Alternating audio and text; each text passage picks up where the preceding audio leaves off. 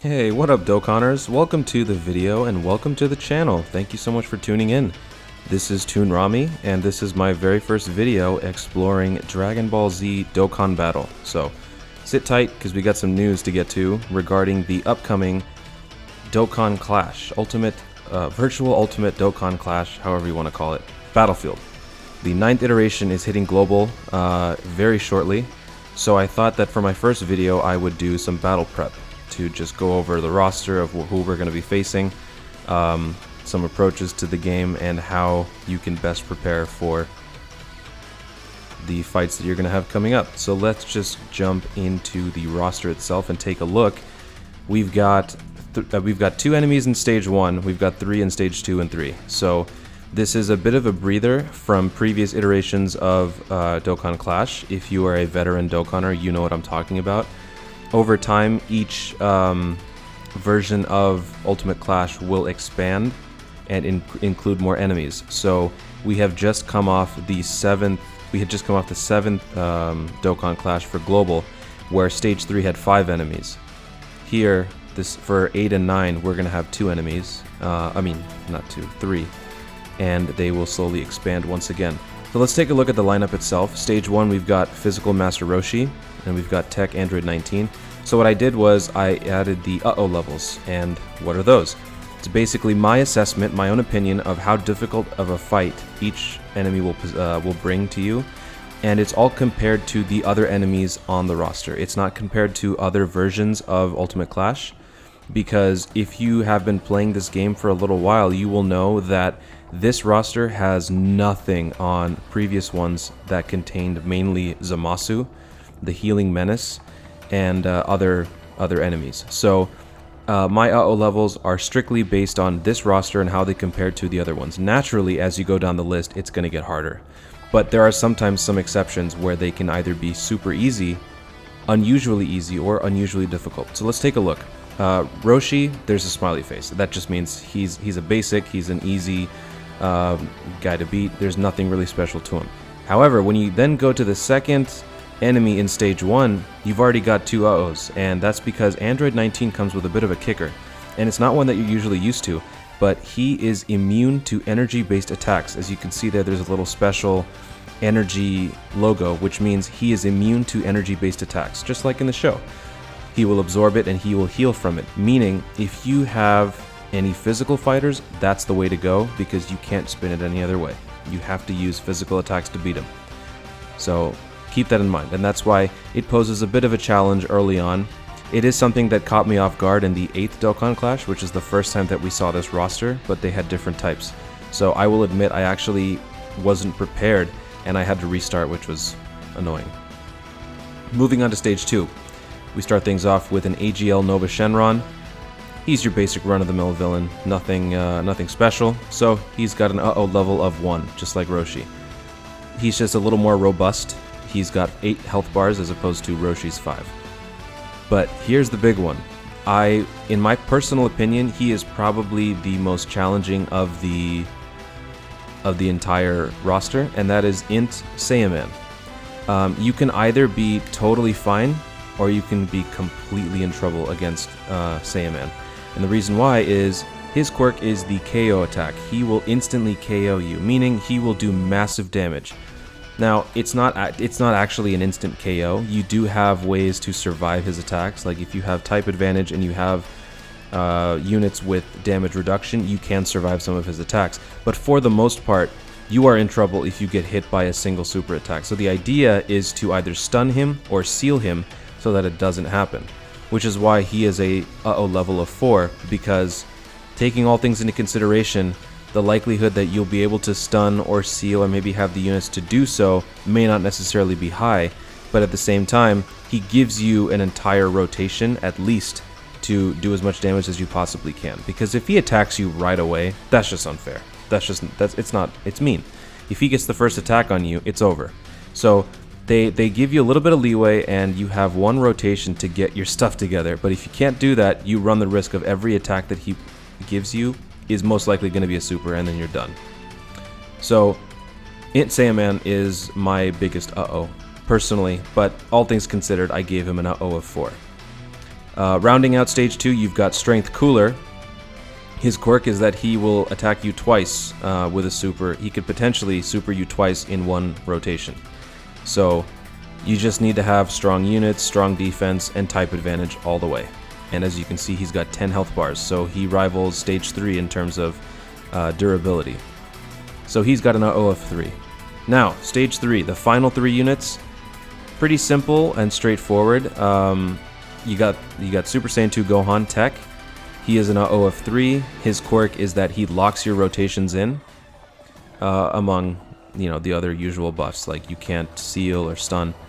But his main thing is rotation locks. So these matches usually don't go very long. These aren't like Super Battle Road where it's all about rotations, and management of health for long periods of time. Since these battles will generally happen within 4 or 5 turns, rotation locks it's not too bad as long as you have a cohesive team, teams with good key links and just good links in general. So if you have that, you can use websites like Dokkan Optimizer to get a better team. If you don't have enough to maybe have a good key link cohesion, then just pray for good defense. But he's pretty manageable. For the final 3, he's not the worst. There have been way worse in the past, believe me. And then we've got Int Hit. He's an AO of 4. He's got a lot of health. He's got a lot of immunity to basically everything. He also stops you from dodging. You can't dodge his attacks. So that's what that little logo is next to, or right underneath the stun immunity. He's immune to stun. He can also stun you.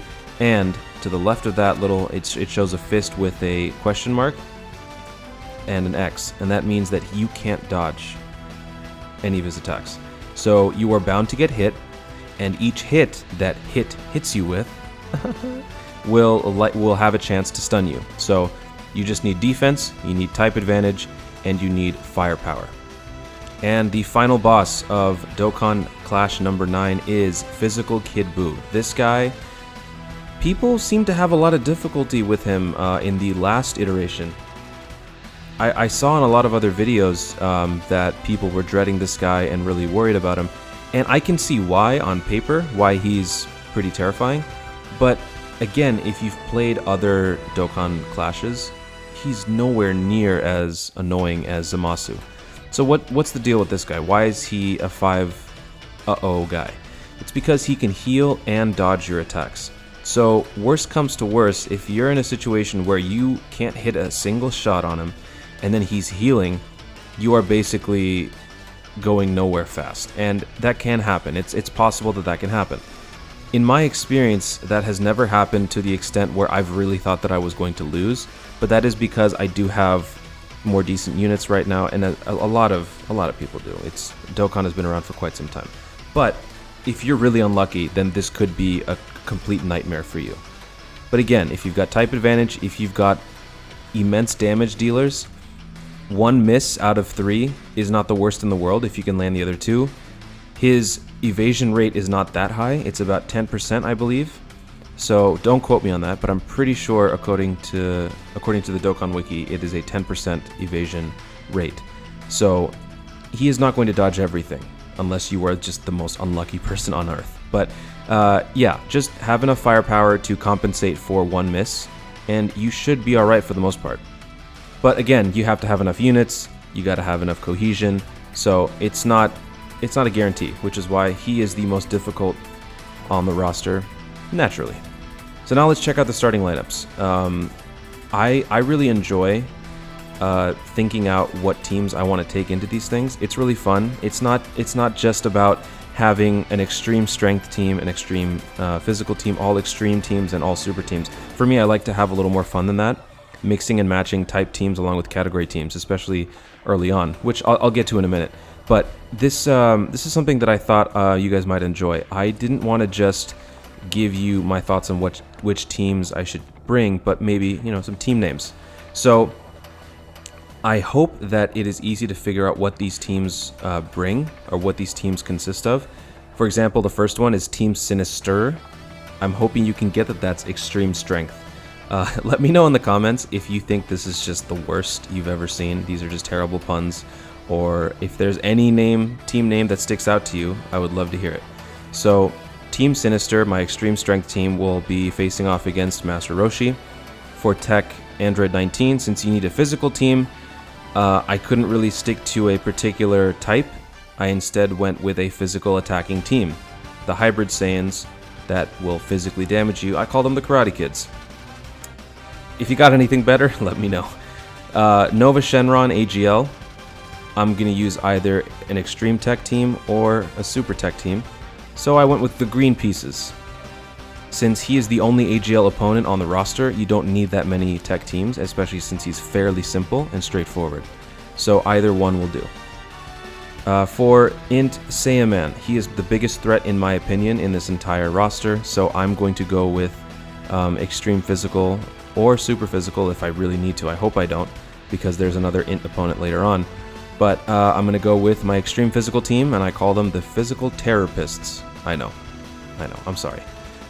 Strength Cooler, easy.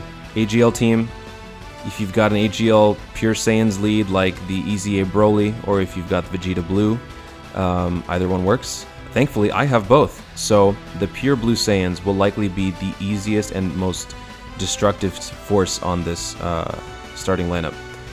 For Tech Gohan, just pick an Int team. He's the only tech unit to really worry about when it comes to having type advantage, since for me, Tech Android 19 isn't about type advantage, it's just about physical attacks. I can save all my Int teams for Tech Gohan. So I've got Derp Derps. Either one works, extreme or super. I got enough for both. Int Hit. So whatever survives the Saiyaman bout, I will be using them for the hit fight. So if I can manage using my extreme physical team alone on Saiyaman, then I will use my super physical team on Hit. Unfortunately, physical teams are my weakest out of all the types on Dokkan. I'm not the luckiest when it comes to the units that I get relative to everything else. So physical therapists will be the one to go up against Hit. And finally, my best team, my most dependable team, will be going up against the final boss, so I'm not too concerned. For Physical Kid Buu, I've got the Super Strength team, or the Superstars. I like that name. Don't judge me. I like it. And then, with all those teams, you still have a couple spots left over. So, I got my bench. The bench is actually very important for me, personally. I don't go for flash when it comes to these things. I don't care about how many units I have left over to spare. I like to win and make sure that I win. So even if it means using up my bench first, I like to do that. So here's my bench. The Ginyu Bunch, AGL ASV. I'm not going to elaborate on that any further. You can figure out what that means.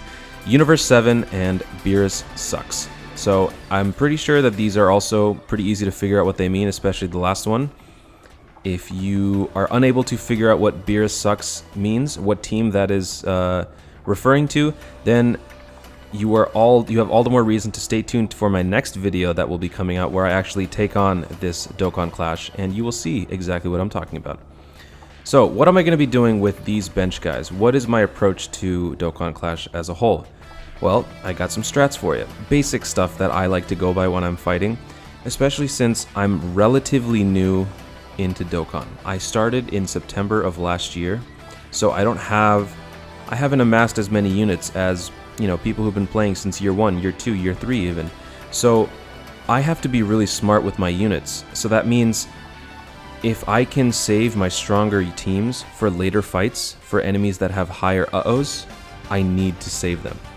Which is why, for the first few fights, it's pretty easy. It's pretty forgiving, and you can get away with using category teams as opposed to type teams. Once in a while you'll have a category team, let's say the Ginyu Force. You have a few guys in there that have type disadvantage. It's not a big deal because guys are pretty weak in the early stages, that you can get away with getting hit a couple times by, a type disadvantage. So here, using the bench for early fights, that's exactly what I'm going to do. For example, that you saw Master Roshi is going to be fighting Team Sinister. I'm probably going to save my extreme strength team and take them into the final fight, just to be safe. I personally have no worries about my strength team, but let's say there's some freak accident where like my guys just miss every attack for some reason on Kid Buu and then I can't beat him. I'm going to need some reinforcements, so I'm probably going to take my extreme strength team down to the final fight, and I'll use either my Universe 7 team or maybe the Ginyu Force for that first fight. Same thing with Nova Shenron. Nova Shenron is an uh-oh level of 1, so I don't need to waste any type teams on him. Even though the tech teams are pretty much useless for the rest of the fight, I could save them if I want to. So it's nice to have options, and it's nice to see when you're at the end of a Dokkan Clash that you have enough guys just in case something could go wrong. So save the better teams for higher uh-oh enemies, category teams early, type teams later. That is a must, absolute must. Having a category team against the final boss, you are really asking, you are playing with fire, because all it takes potentially is one hit. If you take, let's say, a Universe Survival team against Kid Buu, and your UI Goku, who is an int category, gets hit by an attack from physical Kid Buu, that could be the end for you, and you're done. So I don't like to play with fire like that, unless it's, you know, if it's for a video or a race or something and you want to be flashy, then yeah. But I like to play smart for the most part, because I don't like dealing with failure. Failure stinks, and it's annoying. So I like to Dokkan responsibly. So that's about it, guys. Let me know in the comments, again, what you thought about those names. If there's a name that stands out to you that's quite clever or maybe terrible. And also let me know if there's anything you agree with or disagree with as far as my strategies and my approach. But stay tuned, because there will be more coming on Dokkan Battle. I will be doing a video for the upcoming Dokkan Clash, showing my run of the various fights. And if you enjoyed my video, then give me a like, maybe subscribe so you can get more content. And yeah, just have a good day. Thank you so much for watching. And always remember, Dokkan responsibly.